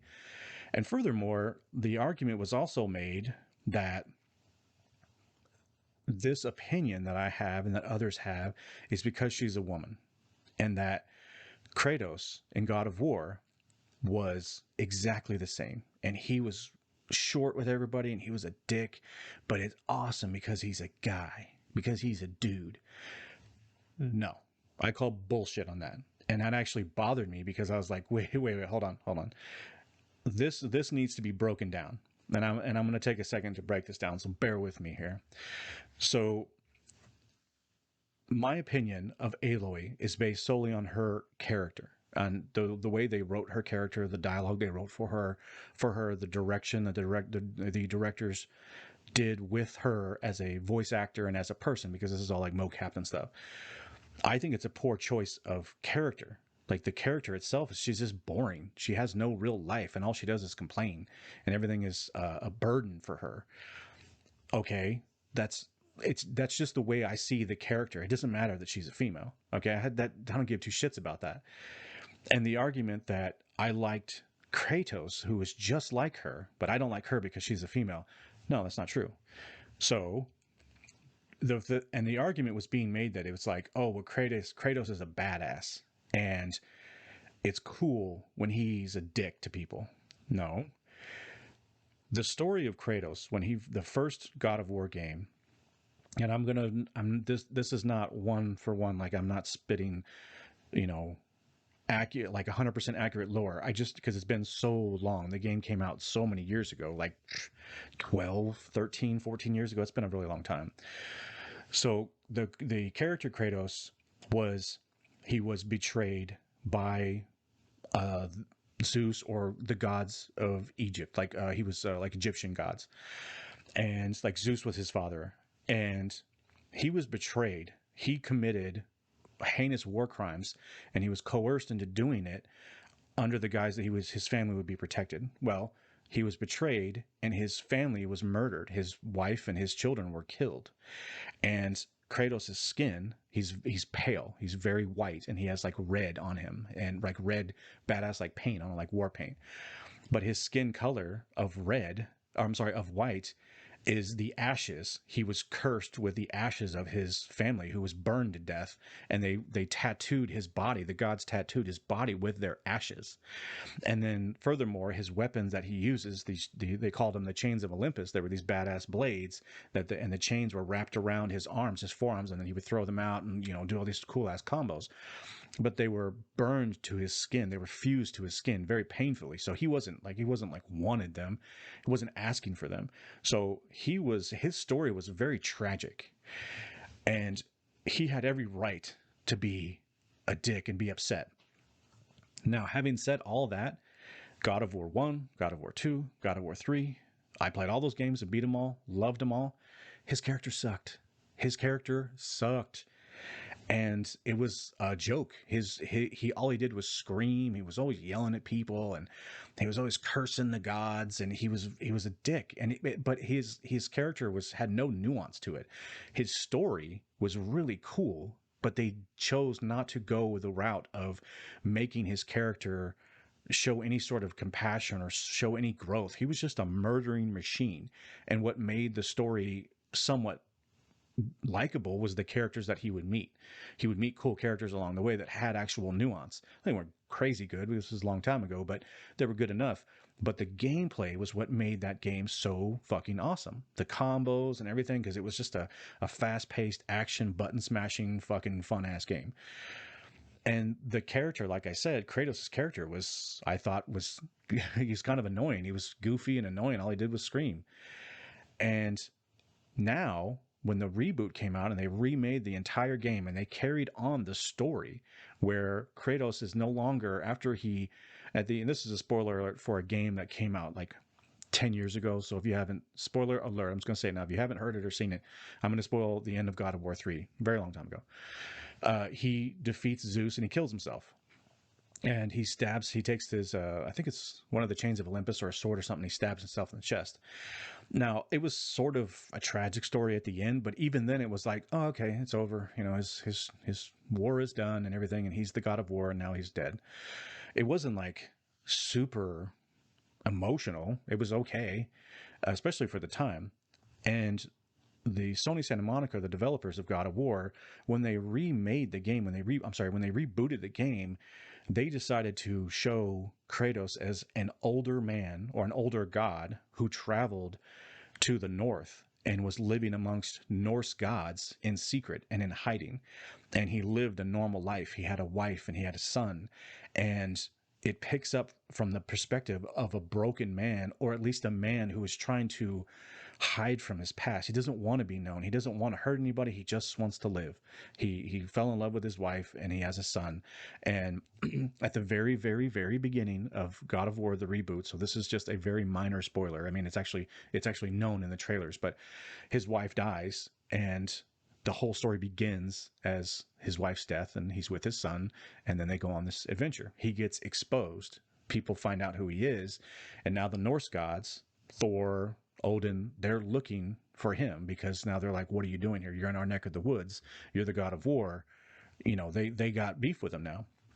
Now, that whole game, even in the trailer for the reboot, when that trailer came out, the gameplay was fantastic. The graphics were amazing. The sound was awesome, but it was also so intriguing that we were seeing Kratos be an actual human. He wasn't some young brute who was yelling at the sky all the time and just killing everything that was in his way. He had a son that he was looking after. And I'll never forget, after the gameplay trailer at E3 that just blew everyone's fucking socks off. I was in awe when I saw it. I was so ecstatic. That was one of the best E3 showings in the history of E3. We'll probably never see anything like that again. But the highlight of that trailer was at the very end, where he's with his son, and his son is, you can tell, is just seeking his father's approval. His son is very young. He's like in his early teens. You know, he's like maybe 13 years old, but he wants to impress his father, and his father's teaching him, and Kratos is not being cool. He's being very strict, very hard, very militant. And then at the very end of that trailer, his son is kneeling down and he did something successfully. He killed a deer and he achieved what his father wanted for him. And his son had that feeling of pride and happiness that he got a little bit of his father's approval. And so as they're kneeling down and they're looking out over the vast, valley that they're looking at, the Kratos is somewhat behind his son. He's next to him, but he's kind of off to a little bit behind him, so his son can't see him entirely. And as they're looking off into the valley, Kratos reaches over and he wants to hug him. And he reaches over to hug his son and pull him in. And then he stops and he grips his fist really hard. And then he just sort of lets it go. And that was a very small thing, a very small movement in motion, but it gave it gave you a very good insight of to what his mindset is. Just something very similar or very simple. That's good writing. That's good acting, good writing, good directing. And so his character in the reboot of God of War is not this one note, wet rag, annoying, always yelling, obnoxious douchebag. He's not a bro, you know, he is a father, and his character is completely different. And he's hard on his son, but he loves his son. And, you know, he misses his wife. He's sad she's dead. So having said all of that, I really, it bothered me because the argument that was being made was that it was the reason that my argument that Aloy is a boring character was because she was a female. I took great umbrage with that because that has nothing to do with it. And to compare Kratos and like saying that, oh, it's cool when Kratos does it, but it's not when Aloy because Aloy is a female. No, Kratos in the remake of God of War was a very deep character. There were things about that character and the writing was really good. And there were reasons he was being a certain way. But he was also softening up at different points. And it was a journey that you were on, watching him become this father figure, you know, and lead his son now that his wife was gone. And I just thought that I thought that was a really poor comparison. And I didn't think that it was fair. I thought it was sort of it felt like they were just grabbing this one person, this one character and saying, well, a guy versus a girl, and therefore it's just because she's a girl. That's some bullshit. That's not true. And I don't think that people who are making the argument that Aloy is a boring character, I don't think that her being a female has anything to do with it. It could, and I'm not speaking for other people. I'm only speaking for me. Maybe other people see it as like, well, it's a girl, so I'm gonna hate on it because she's a female. Whatever, that's fine. You want to be that way? You want to be short-sighted? That's whatever. I'm not that way, and I don't feel that way. And I kind of felt like I needed to get that out there because I want to be very clear. I'm a critic of character development, of storylines, plot lines, writing, acting, directing, sound design. These are the things that I hunger for. I look for quality. And when quality isn't there, I'm going to call it out. If it happens to be a fucking woman, so be it. If it happens to be a fucking man, so be it. Those things don't bother me. They're not part of what I weigh.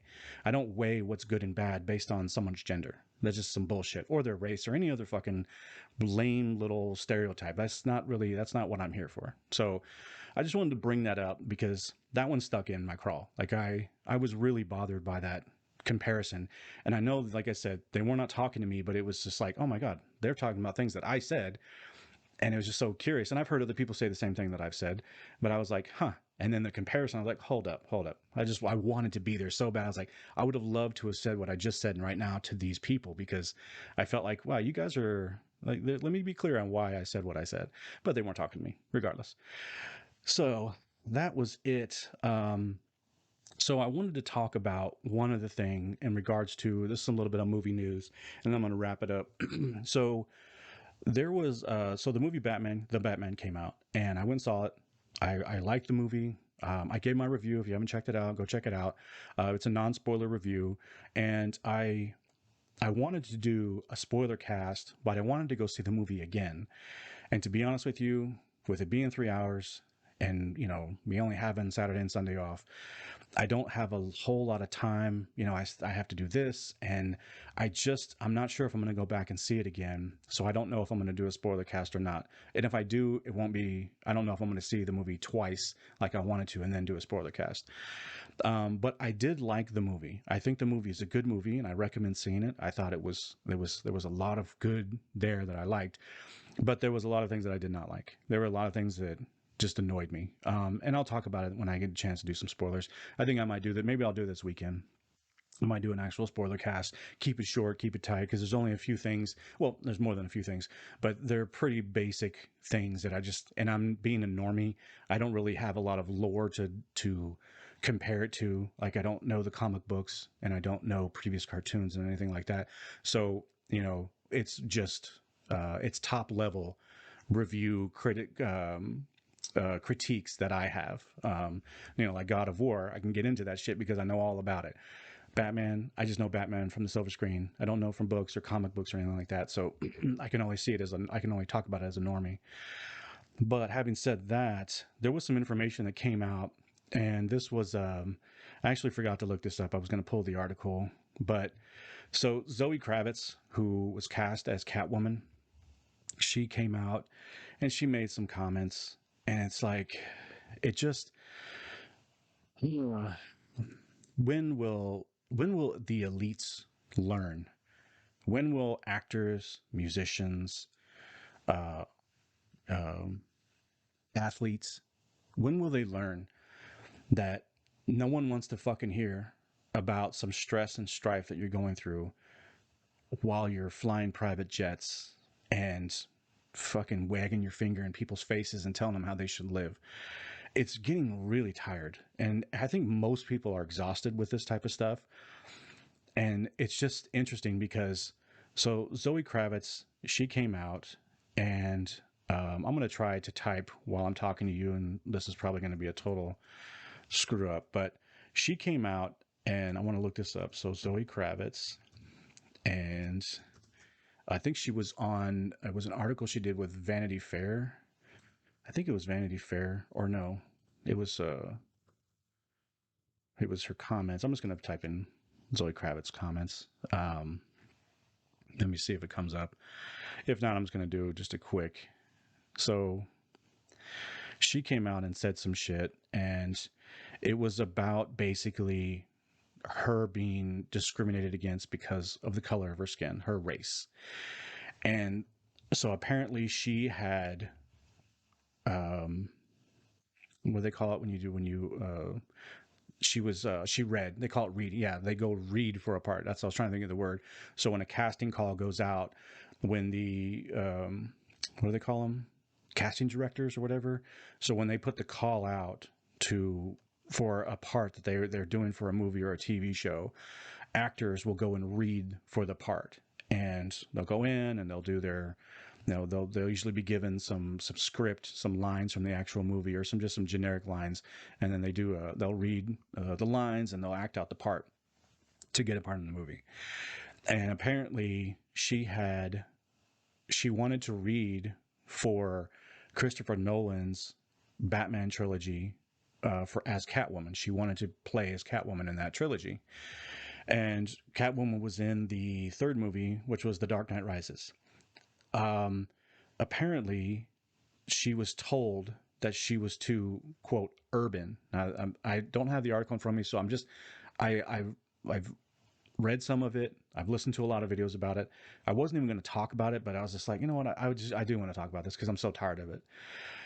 But she was basically saying that it was racism, that she was being discriminated against, and that she thought that we were so past that. And, it's hard, that because she's black or half black, that she has to deal with this sort of problem, this sort of racism in the industry. Okay. Number one, when casting directors are casting a part, they usually have very specific things that they're looking for. The director and the writers have already determined who is going to play what and what are they going to look like. That could include their age, that can include their weight, that can include their height, that can include their gender, that can include their race. Okay, the color of their skin could matter, right? Because certain movies, maybe it's actual factual things. You can't just swap in. You can't race swap, and that's what Hollywood's doing so much now. They're doing so much race and gender swapping.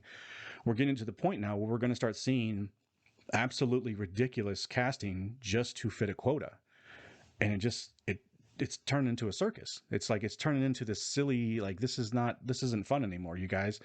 We're past the point. We're overcorrecting here.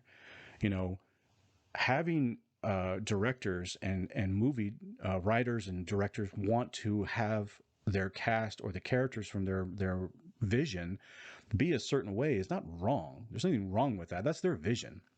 It's like an artist. I'm actually pretty good with a pencil. I grew up, drawing a lot. I've done a little painting, and I've always been told that I'm a really great artist. If someone came to me and said, because I did something and I painted on a canvas and I chose whatever colors I was choosing that day, and someone came up to me and said, you know what, you used way too much yellow, that's racist, that would piss me off. I mean, it would piss me off about this much. I'd be like, really, you're fucking dumb. But I would be like, dude, this don't worry about what I'm doing. Keep your eyes on your own paper. It's my vision. It's what I wanted to do. If I wanted to draw a picture and I wanted to use like charcoal, and someone came up and said, you can't use charcoal, you should have used a different color because that's racist. Screw off. I don't want to hear that. And going back to this Zoe Kravitz thing, it was just sort of awkward and weird that the movie is doing really well. It's, for the most part, most people like this movie, and she should be very happy. Like, you would think that she would be excited and like, man, the movie's kicking ass. She's probably making a fat stack. Good for you, Zoe. Get your money, get paid. Nothing wrong with these things. But she decided to go out of her way and make comments about how she was discriminated against and how it's racism in Hollywood and all this other shit. And furthermore, that she has to like deal with the hardships and shit. Her father is Lenny Kravitz. Dude's a legend in the music industry. Okay. She was born into privilege. She was born into money. Doors were opened for her before she even knew how to walk. She had things that, normies like myself and maybe even you, that we'll never experience, we'll never see, we'll never enjoy, we'll never be on a mega yacht. We'll never walk the red carpet. We'll never have, $1 million cars as birthday gifts. We won't live in $10 million homes. I've made my peace with that a long time ago. I'm just quite content with where I'm at. I've worked hard for what I have, and I'm happy for it. God's blessed me with things, and He's blessed me with with my life, and I'm very thankful for it. I have great friends, I have great family, so I'm cool. I'm totally okay with not having the things that she has. It just was really, and it's getting really old, and I'm getting really tired of hearing millionaires talk about how hard life is. They don't live like me. They don't live like you. If you're not a millionaire, you probably live just like me, and we're just normal average people. And for her to come out and make it seem like she's this wounded kitten that just needs to be taken care of and felt sorry for, it's like, shut the fuck up. I'm so tired of that being played. Furthermore, she came out and retracted her statement. Now, I think she retracted it in the way she said it. It was like she was correcting her comments. And I did see that there was an article right here, and let me see if I can see what article it was. So this is on just people.com. I'm just grabbing an article because when I typed in Zoe Kravitz comments, everything that came up was Zoe Kravitz clarifies her comments. Really? I'm sure she clarified the shit out of them after her agent and the director, what was his name? Is it Matt Reeves who directed the Batman? I'm sure there was people that were calling her like, shut the fuck up, you're going to get yourself in trouble. So this article, this is on People magazine or people.com by Jin Junyu and Melody Chu. Sorry, not trying to be disrespectful.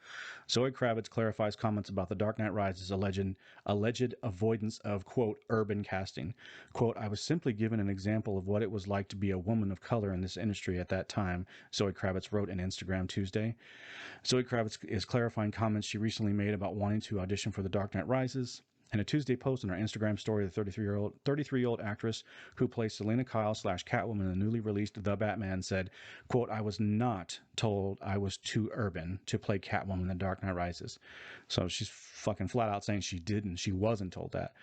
Quote, I wanted to audition for a small part in the film and was told, I do not know who said this. Oh, this is in parentheses. I do not know who said this, but this is how it was worded to me, in parentheses. And they were not going quote, urban on the part. She continued, quote, this is something I heard a lot 10 years ago. It was a very different time. Kravitz's initial comments came in the interview with The Observer, published Sunday, where she discussed how she intended to audition for a role in the 2012 sequel, The Dark Knight Rises, directed by Christopher Nolan. Quote, I don't know if it came directly from Chris Nolan. I think it was probably a casting director of some kind or a casting director's assistant, Kravitz said. Being a woman of color and being an actor and being told at the time that I wasn't able to read because of the color of my skin and the word urban being thrown around like that, that was what was really hard about that moment. So she is backtracking, and there's some more stuff here. I'm not really going to go into all of it. So she's backtracking pretty hard. Now she's saying she was not told that she was too urban.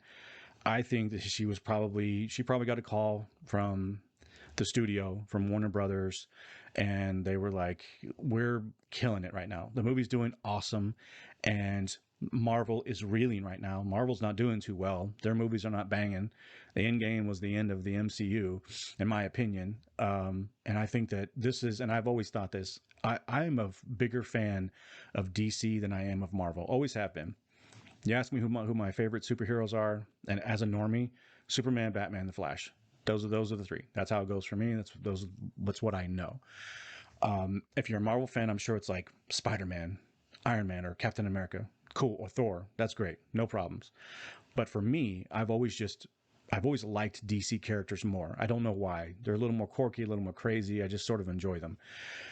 Now, I'm sure that Warner Brothers was like, Marvel is struggling, and this is the fucking time for us to capitalize. And we finally have a great movie, or we have a movie that's doing great. I won't say it's a great movie because I think it's a good movie. It's not a great movie. I'm sure she was told to shut the fuck up and retract her statement. So whether or not it actually happened, I don't know. But I just think that it just sounded as though she was sort of crying wolf. You know, she wanted to make a statement, and it was like, why now? Why would you even say this? And furthermore, Christopher Nolan's a big deal. He's a big name. I don't think that's the name you want to start throwing dirt on. That's just me. I'm a big fan of Christopher Nolan. I love the way he directs. I like the way he shoots, like his film, the cinematography that he uses. I like he always seems to know how to, and I forgot who he works with. I don't know if it's Hans Zimmer. Hans Zimmer is one of my favorite. Oh geez. I'm a composer. That's the word I was drawing a blank there. Hans Zimmer is probably my favorite composer of all time. And I know that he has done some things, I'm pretty sure, with Nolan. But regardless, my point is Nolan always works with the people who make some of the best scores. Like, his movies have really cool soundtracks. The characters that he makes, like the movies that he's done, I always just like, everything just looks so cool. Everything's so clean and pristine. I just love it. Now, I don't think his stories are the greatest. I think his writing, it's a little choppy. You know, his movies are a little too long in the tooth. I mean, the run times are like 3+ hours, like, easy. Just tone it down a bit. So he's not perfect, but he is a big name. He's a big draw. When people see Christopher Nolan's name on a movie, it gets a little bit more of attention. And I don't think that Zoe Kravitz was thinking too clearly when she decided to throw some fucking dirt on his name, because that's a big name. And you know, Hollywood is a fickle place. You know, you say the wrong thing there, that could be the end of your career. So I'm sure, I wouldn't be surprised if old Lenny was like, hey, sweetheart, I love you, girl, you know, but you need to fucking fix this, because there's only so much my name can get you. Because I'm sure Zoe Kravitz, and her mother too, I can't remember her mother's name, but I think she was an actress too. So she was born into fame and fortune. I'm sure that fast tracked her career right to the front of the line in the acting. I think that she has done, she has played in lots of little movies and bit pieces. So I think she's and for the most part, I think she's sort of paid her dues. I don't know if that's a thing anymore, but, you know, have a little bit of humility, understanding, like, be a little bit more modest with yourself. You know, you were born with a silver spoon, you know, and then you start sort of biting the hand. That's not a good idea. So, and for me personally, I'm just really tired of it's just millionaires and billionaires just complaining. Just shut the fuck up. You're rich. You don't have to live like the rest of us. Just enjoy it. Hey, I would if I was a millionaire. Hey, I'll be chilling. All right, so that's going to wrap it up for me. Like I said, this was late. I apologize for that. Hopefully this weekend I will have a drama-free weekend. I'll be feeling just fine, and I'll be able to shoot like normal, because I do want to post these on Sundays, because they are called the Sunday Sum Up for a reason. So having said that, I hope you enjoyed the video. I hope you had a good time. I hope if you think somebody might like it, share it with a friend. If you haven't subscribed, click that button, click the notification bell.